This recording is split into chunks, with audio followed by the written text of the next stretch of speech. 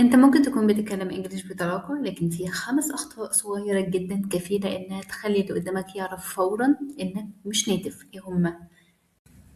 النهاردة مش هنتكلم عن قواعد، ولكن هنتكلم عن بعض الاخطاء اللي بيخطئ فيها الناس ذو المستوى المتقدم في اللغة. المشكلة ان في حاجة اسمها collocations، ودي دايما كلمات بتيجي مع بعض بشكل طبيعي في اللغة. اللغة هي أنماط محفوظة، فبدل ما تقول I strongly suggest you، انت ممكن تقول I highly recommend that you. الخطأ التاني وهو المبالغة في الرسمية. كتير من المتعلمين بيحاولوا يبانوا أذكى، فبيطلع الكلام مش طبيعي. الذكاء الحقيقي مش ان انت تستخدم كلمات معقدة، ولكن ان انت تختار المستوى المناسب للكلام بيصير بتكلم.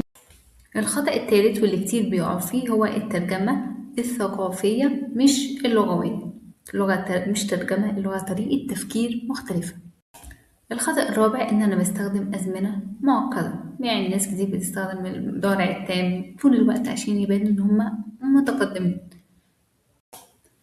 الخطأ الخامس واللي كتير بيقع فيه هو الانتونيشن. ممكن تكون الجملة صح 100%، لكن نبرة صوتك هتخليها تبدو غريبة أو باردة.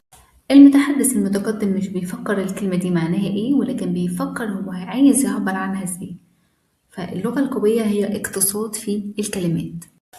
لو عايز توصل لمستوى يخلي كلامك طبيعي 100%، لازم تركز في الأنماط مش القواعد، وتسمع أكتر ما بتتكلم، وقلل الترجمة في دماغك.